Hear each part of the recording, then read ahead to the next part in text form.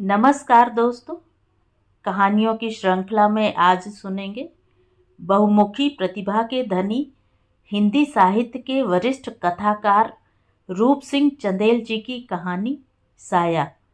तो आइए सुनते हैं कहानी। मकान के एक कोने में उन्हें किसी फालतू सामान की भांति छोड़ दिया गया। मकान का वह कोना जिसमें उनके आने से पहले तक घर का कूड़ा कबाड़ भरा जाता था, उनके आते ही खाली कर दिया गया। 6 बाई 5 फुट का वह छोटा सा कमरा चारों ओर से बंद था। उसे स्टोर कहा जाता था। न खिड़की न रोशनदान। बाथरूम और गुसलखाने के निकट होने के कारण पूरे समय वहां संडास की बदबू आती रहती। एक छोटी सी फोल्डिंग चारपाई में उनका संसार सिमट कर रह गया था।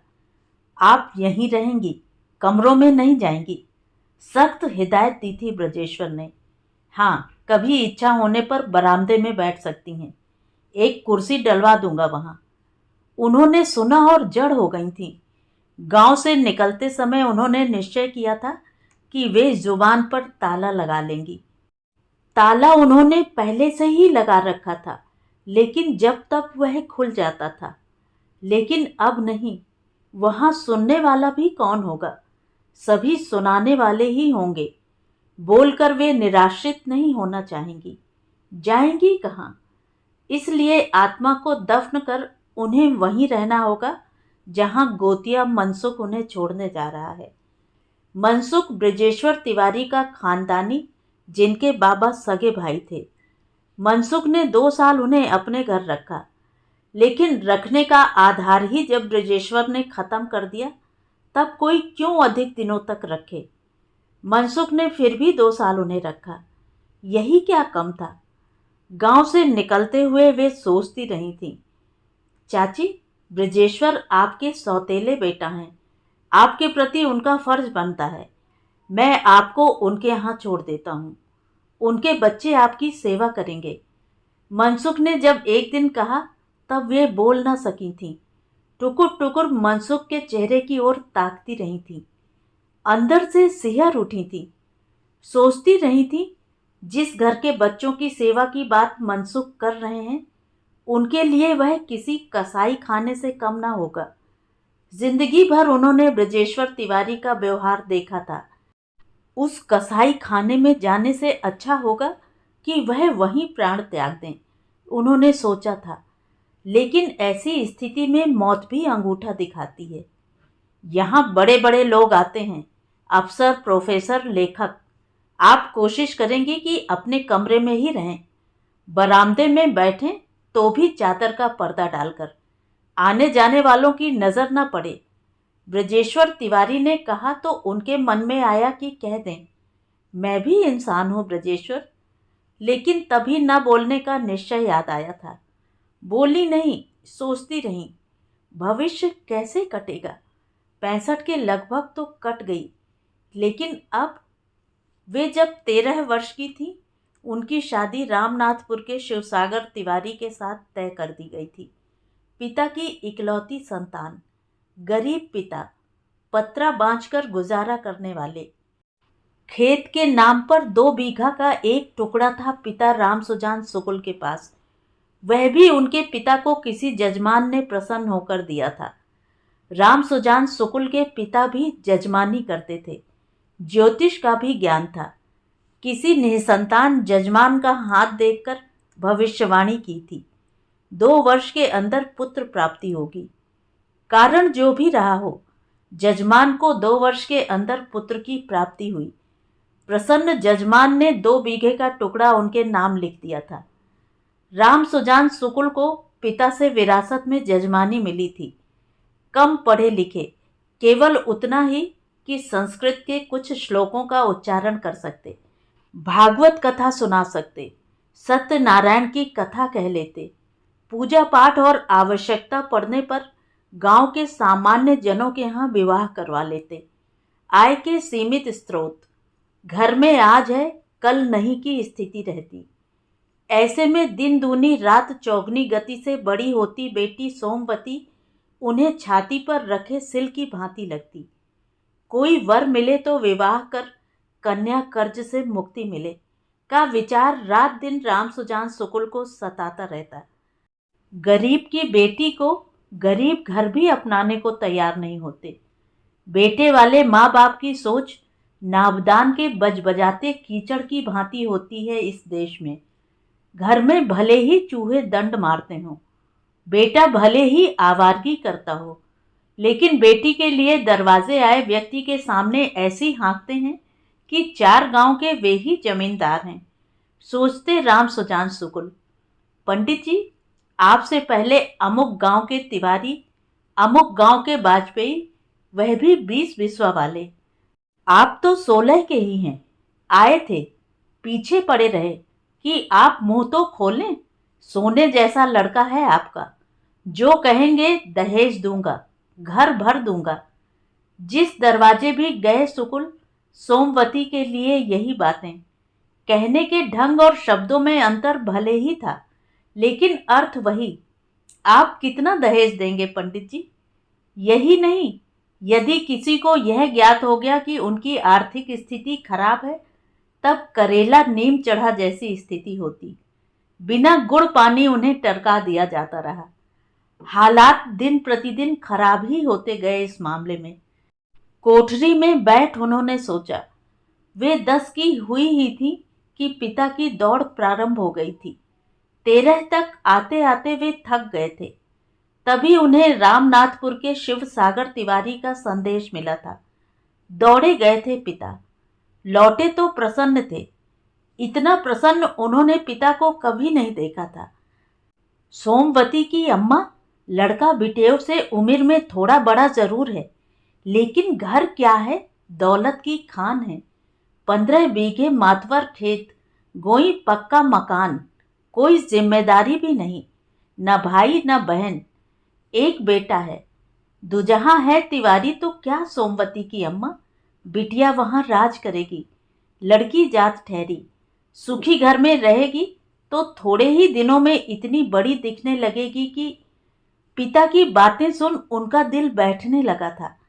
दुजहा शब्द के मायने वे समझने लगी थी। सोमवती के बप्पा, ठोंक बजाकर देख लीने हो ना, कहीं ऐसा तो नहीं कि तिवारी महाराज ने दूसरे के खेत दिखा दिए हों और बैलों की गोई किसी और की दरवाजे ला बांधी हो, घर भी किसी आन का ना दिखाया हो। माँ ने आशंका व्यक्त की थी। गांव में ऐसे धोखे खूब होते हैं। मैं कोई बुद्धू थोड़े ही हूं, जजमानी करने वाला ब्राह्मण ठहरा। 4 लोगों से दरियाफ्त करके आया हूं, कोई खोट नहीं। खोट है तो यही कि तिवारी जी की पत्नी 2 साल पहले गुजर गई तपेदिक में। घर संपत्ति, परेशानी होती है। और 13 की सोमवती का विवाह शिव सागर तिवारी के साथ शुभ लग्न विचार कर दिया गया। रामनाथपुर पहुंचकर उन्हें पता चला कि वे ठगी गई थीं। तब उन्हें याद आया था पिता का चुप चेहरा। शादी की तिथि निश्चित होने के बाद से ही पिता चुप रहने लगे थे। उन्हें पिता के शब्द याद आए थे। जानता हूं बेटी कि यह उम्र तुम्हारे खेलने खाने की है, लेकिन मेरे जीवन का कोई ठिकाना नहीं। अपने जीते जी तुम्हारे कर्ज से उऋण होना चाहता हूं। परिस्थितिवश मुझसे जो अपराध हो रहा है बेटा, उसके लिए तुम मुझे माफ कर देना। एक दिन चारपाई पर अपने पास उन्हें बैठाकर सिर पर हाथ फेरते हुए बोले थे, और उस दिन के बाद से ही वे चुप रहने लगे थे। शिव सागर तिवारी की उम्र थी 45 वर्ष। उन्हें देखने आने वाली गांव की औरतों में से कई को फुसफुसाते उन्होंने सुना था, कैसा बाप है, कसाई के हाथ बछिया सौंप दी। यह भी नहीं देखा कि उनकी बेटी की उम्र का लड़का है तिवारी का। शिव सागर तिवारी के एक लड़का है पहली पत्नी से, यह तो उन्होंने सुना था, लेकिन वह उनकी उम्र का है, यह उन औरतों के मुंह से सुना। अपनी उम्र के लड़के की वे सौतेली मां बन गई थी। वो रो पड़ी थी, बप्पा, अपनी उम्र के व्यक्ति के गले बांधने से पहले आपने मुझे मार क्यों नहीं दिया था। वे रोती रही थी। औरतों के जाने के बाद रोना उनके जीवन का हिस्सा बन गया। पति बूढ़ा होता गया और वे जवान। कितनी ही बार उन्होंने चाहा कि वे मायके चली जाएं, लौटे नहीं फिर, लेकिन शायद शिव सागर तिवारी ने यह भांप लिया था, मायके नहीं जाने दिया। पिता जब भी आए, मिलते समय बेटे को पहरेदारी में बैठा देते तिवारी। मायके वे गईं 2 बार, पहले पिता फिर मां की मृत्यु पर। तिवारी की उम्र ज्यों-ज्यों आगे खिसकती रही, एक पुत्र उनसे पाने की लालसा उनकी बढ़ती गई। वे बांझ न थीं, लेकिन जब पति में ही ताकत न थी, तब वे क्या करती? तिवारी को लगता कि वे उनका सहयोग नहीं करती, कि वे किसी हमउम्र की टोह में होती हैं। तिवारी उनके प्रति क्रूर होते गए। नित नई नई आशंकाओं से वह घिरते गए। पिता को क्रूर होता देख बेटा ब्रजेश्वर भी उनके प्रति असहज होता गया।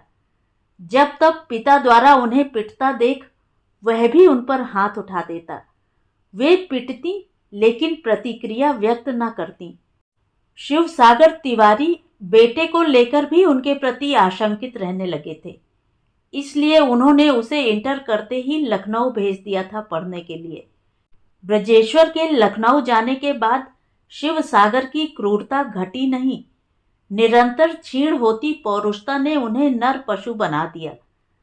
जब वे जवानी की उद्दामता में ऊब चूब होती, संयम और सादगी ओढ़ती, तन और मन को बलात् वशीभूत करने का प्रयत्न करती, अपने को छिड़काए करना चाह रही थी, तब उनके प्रयास को मुंह चिढ़ाता शरीर का सौंदर्य प्रखर होता जा रहा था। वे दिन दिन भर निराहार रहती, चंचल मन को शांति मिलती, लेकिन शरीर का सौष्ठव तब भी नहीं घटा। शिव सागर तिवारी के लिए वे चुनौती बनती गईं। वे पौरुष का पाशविक प्रयोग कर उन्हें छत विछत करना चाहते थे, लेकिन क्षण भर में हुई शिरस्त्राण रहित पराजित योद्धा की भांति पलंग पर ढहकर हाँफ रहे होते, और तब हाथ पैर की चोटें उनके शरीर को घायल कर रही होती। पराजित तिवारी मादक पदार्थ लेने लगे। किसी ने सुझाया कि अफीम का सेवन कर अपने से 50 वर्ष छोटी युवती को भी छकाया जा सकता है। तिवारी का अफीम सेवन बढ़ता गया, लेकिन अफीम की बढ़ती मात्रा भी उनमें पौरुष का संचार नहीं कर सकी। अपनी असमर्थता को उन पर एक के बाद एक प्रतिबंध लगाकर तिवारी अपने को संतुष्ट करते। वे भी अपने को कोठरी आंगन तक सीमित करती गईं। चौपाल जाना भी छोड़ दिया। खेतिहर नौकर से भी पर्दा करने लगी। तन मन की आग को वे राख करने में सफल रहीं, लेकिन अपनी आग को भड़काने में असफल शिव सागर तिवारी एक दिन अफीम के आधिक्य में उनकी मांग का सिंदूर पोंछ गए। तब वे 28 वर्ष की थीं। ब्रजेश्वर तब तक दिल्ली में अध्यापक बनकर बस चुके थे। मरने से पहले पिता ने पड़ोसी गांव में उनकी शादी कर दी थी। पिता की मृत्यु के लिए ब्रजेश्वर ने उन्हें जिम्मेदार ठहराया। शिव सागर तिवारी ने मार पीट कर जितना उनके शरीर को घायल किया था, ब्रजेश्वर ने बातों की मार से उनके मन को उससे अधिक घायल किया। ब्रजेश्वर कुछ दिन गांव में रहे, पिता का क्रियाकर्म किया और तेरा मेरा कोई रिश्ता नहीं कहकर दिल्ली लौट गए थे। 35 वर्ष का लंबा समय बीत गया। ब्रजेश्वर 4-6 साल में जब भी गांव आए, घर नहीं ठहरे, मनसुख के यहाँ ठहरते रहे। मनसुख के घर वालों से ही उन्हें पता चलता रहा कि ब्रजेश्वर के 2 बेटे 1 बेटी है। छोटा बेटा बेटी जुड़वा हैं। उनकी इच्छा होती कि ब्रजेश्वर को बुलाकर पूछें, मैं तुम्हारे पिता की ब्याहता हूँ, स्वयं तुम्हारे घर नहीं आ बैठी थी, मेरे प्रति तुम्हारी कुछ जिम्मेदारी नहीं बनती, लेकिन साहस नहीं जुटा पाई। वे सारे संकोच पर्दा छोड़ खेती के काम में जुट गई थी। खेत बटाई में देती, जो मिलता वर्ष भर के उनके खर्चे के लिए पर्याप्त होता, लेकिन ब्रजेश्वर को खेत घर का उनके द्वारा प्रयोग पेट में शूल बनकर परेशान करता रहा। कुछ वर्ष पहले वह गांव पहुंचे और नादिर शाही आदेश सुनाया, आज के बाद खेत मनसुख जोतेंगे। आपके साल भर के खाने खर्च की जिम्मेदारी उनकी, आप किसी और को खेत बटाई पर नहीं देंगी। मनसुख और ब्रजेश्वर के बीच कोई करार हो गया था। वे चुप रहीं, उस आदेश का भी पालन किया। लेकिन 2 वर्ष पहले ब्रजेश्वर ने खेत घर गुपचुप गांव के मुखिया को बेच दिया। मनसुख को भी हवा नहीं लगने दी। मुखिया और मनसुख के संबंध अच्छे न थे। वे दर बदर होती इससे पहले ही मनसुख ने कहा, चाची, ब्रजेश्वर ने भले ही पैसे देखे, इंसानियत नहीं। तुम चिंता न करो, जब तक मुझसे बन पड़ेगा आपको सहारा दूंगा। वे मनसुख के घर रहने लगी। लेकिन 2 वर्षों में मनसुख की आर्थिक स्थिति बिगड़ गई। उन्होंने ही एक दिन कहा, मनसुख, मैं शिव सागर तिवारी की ब्याहता हूँ और ब्रजेश्वर उनका बेटा। भैया, तुम मुझे किसी तरह उनके पास दिल्ली पहुंचा दो। आगे की जो भाग्य में होगा भोगूंगी। मैं कब तक तुम पर बोझ बनूंगी? पता नहीं अभी और कितना नर्क भोगना है। मनसुख ने एक दिन उन्हें ब्रजेश्वर के यहाँ पहुंचा दिया। उन्हें दरवाजे पर देख ब्रजेश्वर और उनके परिवार को सांप सूंघ गया। बच्चों को वे पहली बार देख रही थीं। बच्चों ने उन्हें यूं घूरा मानो वे जंगल से पकड़कर लाई गई कोई ऐसी जीव थी जिसे वे पहली बार देख रहे थे। मनसुख के जाते ही ब्रजेश्वर तिवारी फट पड़े थे उन पर। किसने सलाह दी थी यहाँ आने की? गांव में ही क्यों नहीं मर गई थी? अपने मनहूस साय से इस घर को भी तबाह करने आई हो? ब्रजेश्वर बोलते रहे, कोसते रहे उन्हें, और वे टुकुर टुकुर कभी ब्रजेश्वर को तो कभी उनकी पत्नी बच्चों के चेहरों की ओर देखती रही थी। वे उस 6x5 के स्टोर रूपी कोठरी में दफन होकर रह गईं, जिसमें पंखे की व्यवस्था भी न थी। गर्मी में दिन रात वे अपने लिए निर्देशित बरामदे के कोने में बैठी लेटी रहती। कोठरी 24 घंटे तकती। हाउसिंग सोसाइटी का वह HIG फ्लैट बिल्कुल ऊपर था, जो सूरज उगने के साथ तपना शुरू हो जाता और दिन भर में इतना तप जाता कि कोठरी में रात को लेटना भी कठिन होता। रात को वे छत का इस्तेमाल भी न कर पाती। एक दिन सीढ़ियां चढ़कर छत पर जाने लगी तो ब्रजेश्वर की पत्नी ने झिड़का, ये बूढ़ी कहाँ चली? जहां कहा गया है वहीं लेटो बैठो, नीचे उतरो। और वे उतर आई थीं। ब्रजेश्वर का व्यवहार उनके प्रति जितना अपमानजनक था, उससे अधिक उनकी पत्नी का था। उनके खाने पीने के बर्तन अलग कर दिए गए थे। बर्तन भी ऐसे जिसमें शायद कभी यदि ब्रजेश्वर ने पाला हो तो अपने कुत्ते को भोजन देते रहे होंगे। खाने के बाद उनके बर्तन स्वयं साफ करने के निर्देश थे ब्रजेश्वर की पत्नी के, जबकि बर्तन और घर की सफाई के लिए मेड आती थी। वे बर्तन साफ करके जब पहले दिन किचन में रखने जा रही थी कि ब्रजेश्वर की पत्नी चीखी थी, बूढ़ा, बर्तनों को सिंक के नीचे रख दो, किचन गंदा नहीं करना।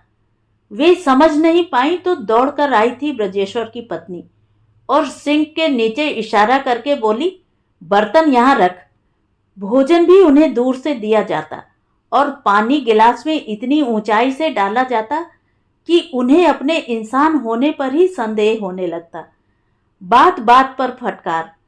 वे सोचती, ऐसे जीवन से अच्छा है वे आत्महत्या कर लें, फ्लैट की 4थी मंजिल से छलांग लगा दें, या किसी दिन सीढ़ियां उतर कहीं चली जाएं, ट्रेन के नीचे प्राण त्याग दें। वे सोचती ही रहीं और वह घटना घट गई थी। उस दिन ब्रजेश्वर की बेटी को देखने एक परिवार आने वाला था। उन्हें निर्देश दिया गया कि वे अपने कमरे से बाहर न निकलें, दरवाज़ा बंद रखें। गर्मी अधिक थी उस दिन। लड़की देखने के लिए होने वाली सास, उसकी बड़ी बहू, ससुर और लड़का आए। वे कमरे में दुबकी गर्मी से बेहाल होती रहीं। जब नहीं रहा गया तब उन्होंने हल्का सा दरवाज़ा खोल लिया जिससे मामूली सी ही सही हवा मिल सके। दरवाज़ा खोलना ही उनके लिए संकट बन गया। लड़के की माँ टॉयलेट के लिए आई। दरवाजे के पीछे कोठरी में उसे उनका हाथ दिख गया। टॉयलेट से लौटते हुए वह कमरे में घुस गई। वे अचकचाकर उठ खड़ी हुईं। पसीने से शरीर लथपथ था उनका। साड़ी ब्लाउज पसीने से भीगकर उनके बदन से चिपक गए थे। लड़के की माँ आश्चर्यचकित पूछ बैठी, आप कौन हैं? यहाँ इस तरह? वे घबराई सी खड़ी थीं। उन्होंने उस होने वाली सास के सामने हाथ जोड़ दिए। अभिप्राय था कि वह शोर न मचाए, लेकिन आवाज ब्रजेश्वर तिवारी तक पहुंच चुकी थी। वह दौड़े आए। भाई साहब, ये कौन है इतनी गर्मी में? आइए बहन जी, ड्राइंग रूम में चलिए।